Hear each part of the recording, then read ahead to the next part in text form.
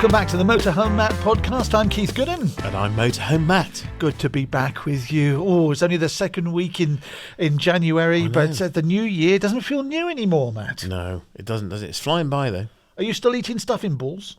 I was going to say you leave my stuffing out of this. Yeah. Welcome back. All our regular listeners and viewers, it's great to have you here. If you're brand new to the family, well, it's fantastic. There's, 60 episodes to listen to now? Yeah, it must be. Everything to do with motorhome and caravanning. We're into second year. It's incredible. Indeed. Year 2. Let's see what this year's got in store. Some very exciting guests coming up, I have to say. It's brought to you with that leisureshop.com, which has also got a January sale on.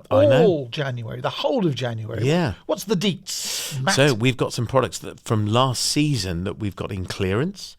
So a chance to save some money. We've got new products coming in, and they're coming in on special offer as a preview. And so there's huge amounts of savings to be had. Lots to see for motorhomes, caravans, accessories for your camping trip, accessorise your tent. There's even stuff for the garden. So it's not just all about motorhoming and caravanning. Lots of outdoor furniture, garden gazebos. We've got some amazing, beautiful new furniture that's come in from Europe as well. With just really lovely stuff. Have a good look. So even if you're not a motorhomer, caravaner or camper, there's some fabulous innovations and inventions. Get on to thatleisureshop.com, and the January sale lasts until the end of this month. Other news, Matt, this weekend, the Manchester show. What's that? Yeah, this week we're heading up to Manchester, just in a couple of days' time, for the Caravan, Motorhome and Holiday Show. It's a fantastic show at Manchester Central, right in the middle of the town, or the city, I should say. And if you are going along, make sure you come and say hi. It's a free show to get into, and it's a huge amount of motorhomes, caravans, campervans, and the destination show next door as well. So lots of tourist boards there from all over the world.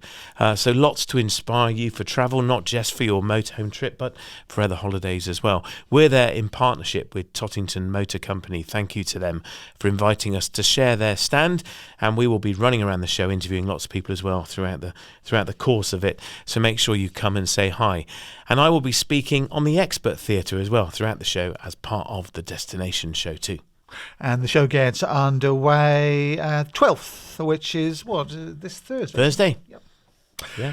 Okay, another show which you should be thinking about is the NEC show in February. Last year, you couldn't get a ticket for love nor money unless you pre-booked. It's a smaller show than the big one that happened in October, but very popular. We would recommend you get your tickets, and you can get a discount thanks to this podcast. You can, yeah. The show runs from the 21st to the 22nd of February. It's in Birmingham at the National Exhibition Centre.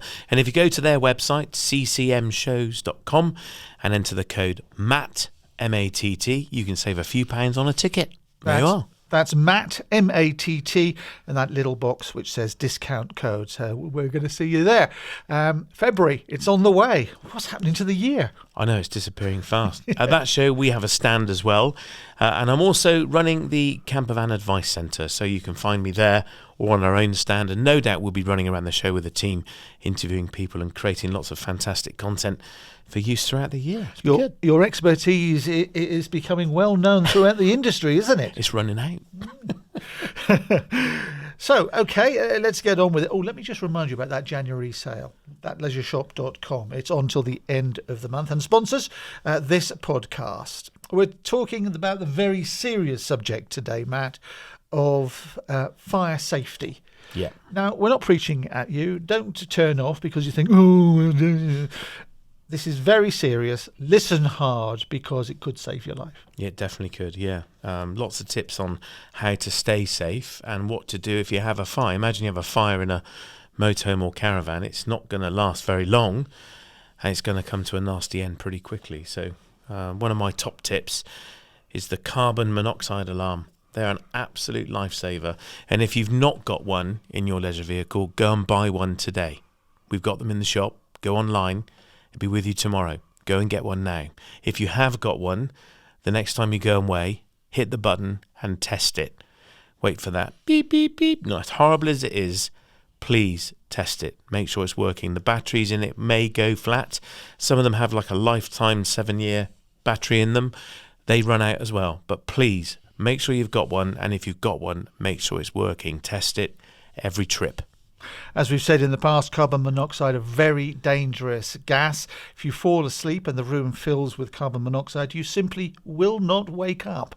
You won't choke, you won't struggle, you just won't wake up. It boots the oxygen out of your system and takes over. And having that carbon monoxide little box that goes beep is very important. It is. It's called a silent killer, isn't it, carbon monoxide? And people often ask, where do I put the alarm? Well, some really simple advice. I would suggest one in per each living area or room of your house or motorhome or caravan. If your vehicle has a dividing door, then buy two. Put one in each area. You definitely want one in with the appliance that creates carbon monoxide. So that would be anything with a naked flame. So the water boiler, the heater, the fridge. Remember, if you've got a fridge that runs on gas, it has a naked flame. But you should also have one where you're sleeping. You may not have an appliance in there, but there's always the possibility that if you're parked close to a neighbouring vehicle, you could be drawing the carbon monoxide that it's emitting into your sleeping area through the window. And this is something people often don't sort of think about.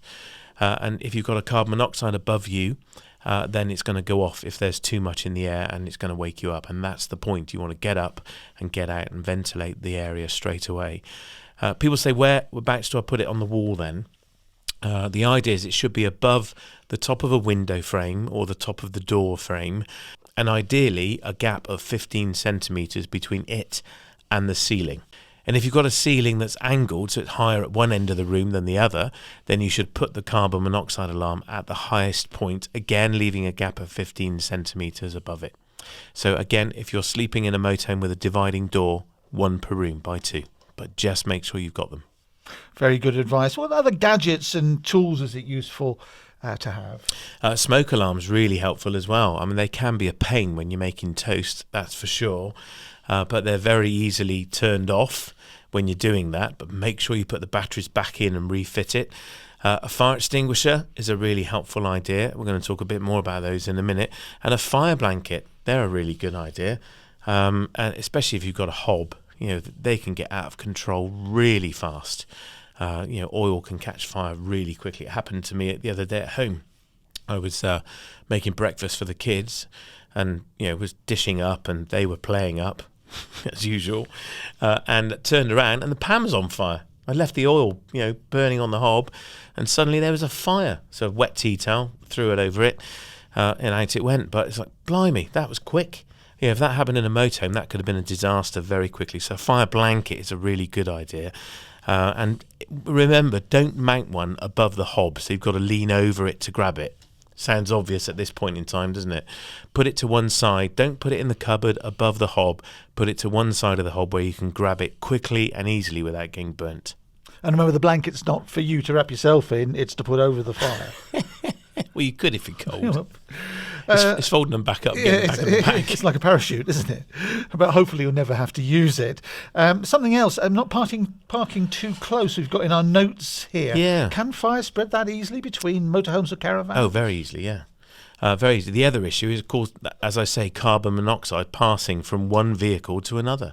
Yeah, that's a reason. And, of course, then fire. Yeah, flames can lick out of a motorhome or caravan, especially if you've got gas on board. A gas bottle going up is a big bang and a big explosion, and it would destroy a neighbouring caravan, which is why campsites have rules about how close you can park and why they're often very cautious about you arriving as a group and parking really close to one another.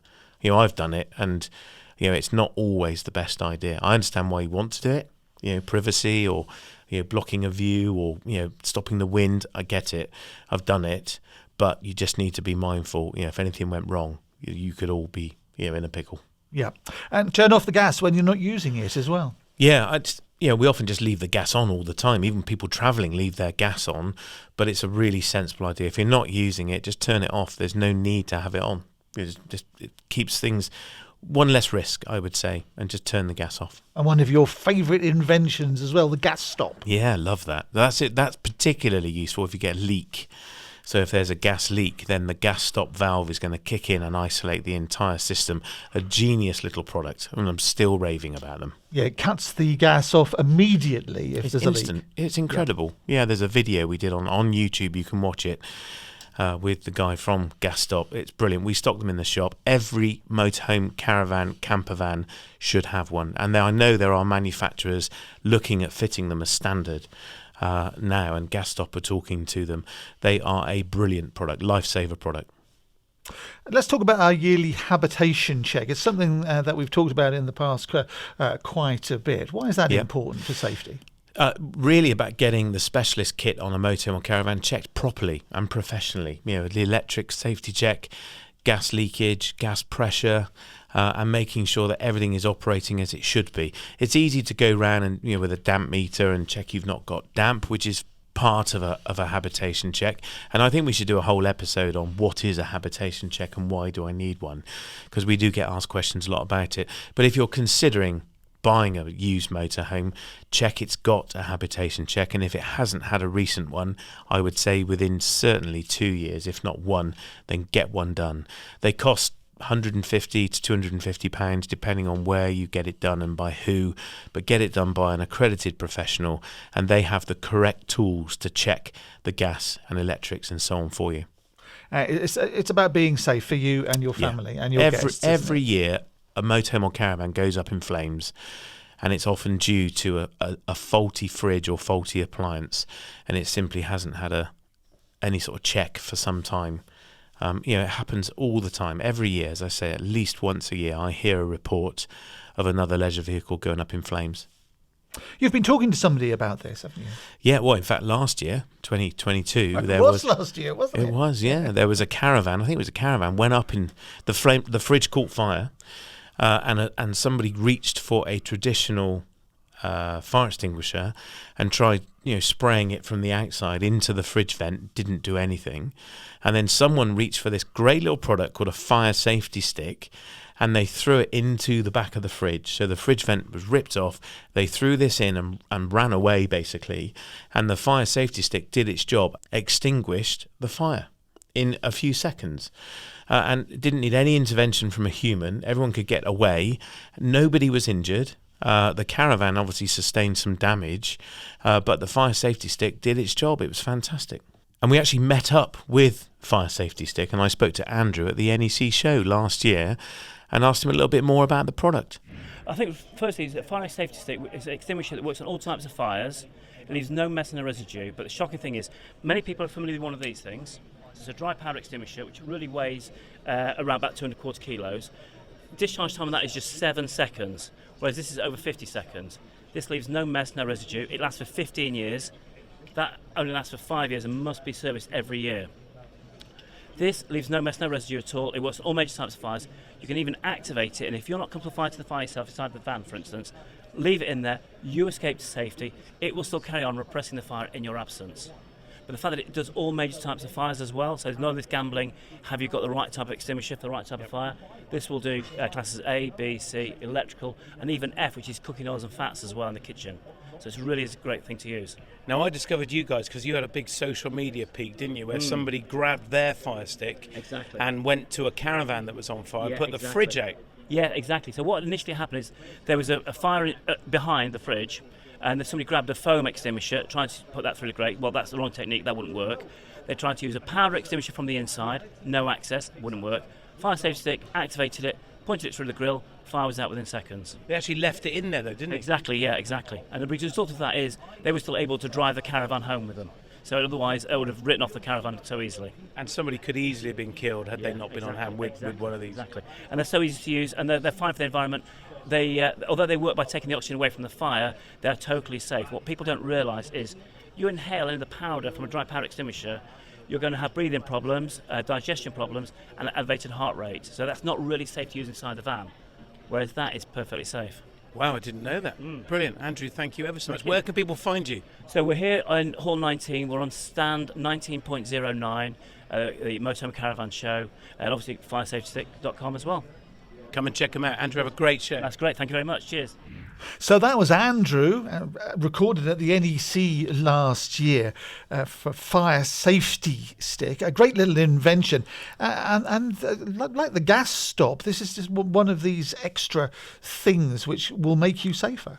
Indeed, yeah. And what was fascinating, wasn't it, is how he spoke about a fire extinguisher and the need to have it serviced, inspected, and how little time it would actually give you to put a fire out. You know, it lasts a few seconds, whereas a fire safety stick goes on for a lot longer. It's far more effective, and they are more expensive, granted, and people often object at the cost.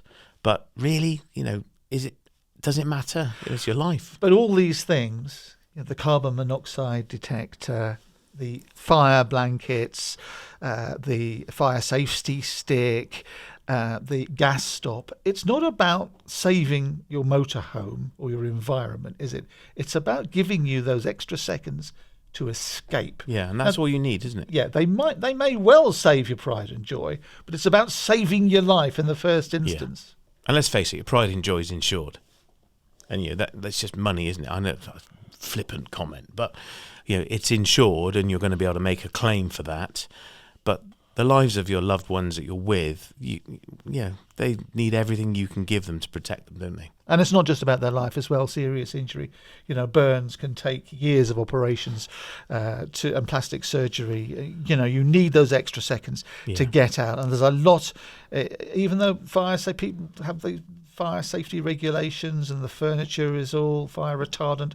It's retardant. It's not proof. It's about those seconds, about getting out and making sure everybody's safe. And a leisure vehicle will go up in flames in seconds. It is frightening. Honestly, no time at all. So what do you do then if there is an uncontrollable fire? Run away. Really? So even though you might have all these things in the place, if it looks like it's overwhelming, just scoot. Film it to get help with the insurance claim. I would say the first thing to do is look at the fire. Can I tackle this safely? And if there's any doubt that you can't, just get away from it and get everyone else away from it. If you can tackle it, great, but don't be a hero. Honestly, that motorhome or caravan is going to go up in flames really fast, and you've got bottles of gas on board. They are going to explode, and there's gas in the pipes. It's just, don't take the risk. Focus on, can I put this fire out really quickly? Like that pan on my hob. I knew exactly what to do. There was a tea towel there. It was already wet. I laid it on top and lifted the pan off and killed the heat source, turned it off, under control in a few seconds. You barely get that much time in a motorhome or caravan. The first focus is, can I get this under control really quickly? And if you can't, or there's any doubt, just get everyone out. Simple as that. And call 999, of course. And also raise the alarm around and about if you're on a site as well, because fire, even in a very gentle breeze, can spread very easily, can't it? Yeah, absolutely, yeah. Particularly in summer, if it's the dry ground as well. Well, that's the other risk, isn't it, is that the grass is dry, and then you've got a bigger issue as well, which was a huge issue last summer, wasn't it? Barbecues being banned. Well, if you've ever seen straw go up, it's explosive. It's tinder, yeah. It's unbelievable. Okay, we hope that's been a bit of a help for you as far as fire safety is concerned. Thanks for the advice there, Matt. So that's the Motorhome Matt podcast, brought to you with thatleisureshop.com, and the January sale at That Leisure Shop is on until the end of the month. It is, but no longer, so go and bag a bargain now. Let's get down to our audience Q&A. I love this. I love it so much. Callum has got in contact from Bury, and he says, we're thinking of buying a new motorhome to rent out. He wants to rent it out. Any tips for starting this? What insurance do I need? Safety certificates? Trackers for security? How do I check on my customer to see if they're trustworthy? Oh, wow. Any tips for starting it? Don't bother. Well, Colin obviously wants to make a business of this. He does. You're in the business of hiring out motorhomes. Yeah, some stupid idea. This is sort of buy to let, isn't it, for motorhomers? I think that's what Callum's trying to do, yeah. I mean, go into it wide-eyed, Callum. Honestly, it is hard work. Don't be under any illusion. I speak to so many people that think this is a great idea, and it can be, but it is hard work. And I'd be more than happy to have a one-to-one conversation with you, Callum, if you wanted to. In terms of starting, make sure you've got the right infrastructure around you, so the right cleaning equipment, and by that I mean a proper pressure washer. We've talked about that before, haven't we, in our Cleaning Your Motorhome episode. You're going to need spare parts. Things are going to get broken. People often say to us, well, your motorhomes must get wrecked. I was like, no, why? Would you wreck one if you hired it? Would you? If you hired a motorhome? Well, of course not. No, I'd look after it as if it were my own, because I know when I brought it back, I'd get charged for that damage. Exactly, but you would just generally look after it, wouldn't you? Especially as it's not yours. So we do have problems with things breaking. It's because they're made of plastic and wood. Not generally because people are disrespectful. I mean, sure, there is a minority, but you're going to need some spare parts. Insurance is specialist. You can't just insure it yourself. I definitely wouldn't recommend putting a hirer on your own insurance, and actually if they're paying you money, you're not allowed to do that anyway. You're going to need to have fleet insurance, and there's a specialist hire insurer. You should talk to the people at Allen Boswell. They're the people that tend to dominate the hire market. Safety certificates, yes, you're going to need a gas safety certificate for a landlord certificate, in addition to the habitation check. You officially don't need one of those, a gas safe certificate in the first year from brand new, but I would get one anyway. Tracker, absolutely, you want to know where it is. Our trackers have clever, what are called geofences. So when a motorhome drives into a port or near a harbour, so in Poole, for example, we get an alert, and then we get an alert when it leaves. So it tells us it could be getting on a ferry, because we want to know when it's getting on a ferry, particularly when people go to the Isle of Skye. We get an alert when they go near that port, and then when it's moving as well with the ignition off, it tells us. So it means we can keep an eye on whether one is being potentially stolen. Thankfully for us, we've never had one stolen, but it's something we always want to be keeping an eye on. And then in terms of trustworthy customer, well, your insurance company are going to require you to do a host of ID checks, and I'm not going to lie, they are onerous. They're the least favourite part of the job for our team. The insurance company are going to want 2 proofs of address, plus the driving licence, plus a DVLA licence share, and then they're probably going to ask you for £1,000 from the customer as a bond, which you can put onto a credit card. So you need some kind of infrastructure and GDPR policy on how you're going to collect that data and how you're going to store it. So there's a lot to think about. You need to consider your terms and conditions as well. You could go on to our own website and nick those. I know lots of people have, because they're good, and they cost us thousands of pounds. We should sell them, really, shouldn't we? But you're going to need to consider all of that, the handover paperwork as well. So there's a lot to consider. Also, think about the fact that someone said they'll be back at 5 o'clock, 7:30 in the evening. They're still not back, and it's going out again tomorrow at 9. What are you going to do? That's your evening spoilt. How are you going to manage that? And then they bring it back, and they've got a water leak, and you've got to get it ready for 9 o'clock the next day. As a hire company with a team and an infrastructure and a fleet, we are able to get things like that sorted, or even give someone a different motorhome. If this is your only one, you need to think about that. So there's a lot to talk about, a lot to think about, and a lot to prepare, and you're doing the right thing by asking the questions now. Another piece of advice, Callum, that you might want to consider is listening to our episode called Making Money from Your Motorhome. Do you remember that, Keith? It was one of the first ones we did. Of course I remember it, like it was yesterday. Must have been, but probably a year ago we did that. But it's a really useful episode on how to make money from your motorhome doing this. And something we cover in there is something we call Motorhome Earn, because a lot of our own hire fleet is owned by private individuals, and they have a passive income like the one you're trying to achieve here, Callum. But actually they don't do anything for it at all. We do all the hard work, and that may be an option for you as well. So you can find out more by Googling the one word Motorhome Earn, and you'll find a webpage all about it. Thanks very much for the question there, Callum in Bury. Alan has written to us, we're finding it a minefield looking for insurance for a van and also personal health insurance. I have been quoted £632 for a fully comprehensive van cover, which includes up to 270 days. That's 9 months in Europe. Yet for full-time living in the van, that jumps to £1,961 with a £1,550 excess. He says it doesn't make much sense, as we can only spend 180 days or 6 months out of any rolling year in the EU. What's your advice? Well, okay. Alan, I'm going to assume you're a Brit. You can actually only spend 90 days outside the UK, can't you? Yes, but what he's talking about, yeah, you're absolutely right. But you can spend 90 days and then you come back and then you can spend another 90 days. Yeah, you can. So I remember the insurance company are insuring the van for the entire period that it's in Europe, not you. And that's probably what they're quoting you for. And then they're assuming you want to live in it for that entire 90 days and then a second lot of 90 days. And then obviously the risk is much higher if you're in it the whole time, as we were talking earlier, from fire or accidental damage, and that's why they're pushing the premium up. Does that make sense? It does absolutely make sense. Yeah, I mean, Alan's saying it's been quoted £632 for fully comp van cover, but that's just for driving it around in the UK.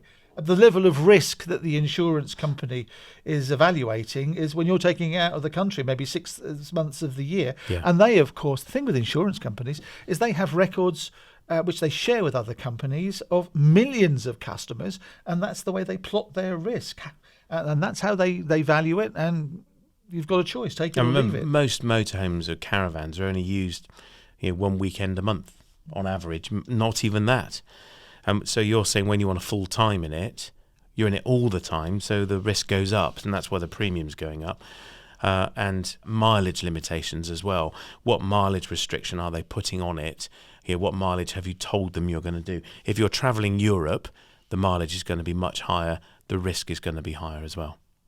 There you go, Alan. Hope we've helped. Sorry we couldn't bring you better news. Shop around is our advice. Yeah. Lynn writes to us, how do I find the frequency of radio programmes in Europe for UK stations? This is a question for you, Keith. It It's is. something you can answer. Something I know about. This is Mr. BBC, Auntie Keith. Well, Lynn, the thing is with the frequencies is that they are used in this country, and then when you go to France, the same frequencies are used by French companies, and ditto Germany and Spain. So the frequencies, this is tuning into 96.3 in this country. If you go somewhere else, another country, 96.3 will be used by somebody else. Your best bet is not to tune anything in like a DAB radio or an FM or an AM. And if you like your radio programmes from your UK stations, stream them. Yeah. A lot of radio companies now, the BBC and commercial companies, have apps which allow you to stream programmes, but be aware that copyright laws in certain countries there might be a block on that stream, as there is indeed in this country if you want to listen to stations from the continent. There was a big court case a couple of years ago which record companies established through the courts that their copyright was being infringed if you're listening to, say, a French radio station in England. So they're blocked now.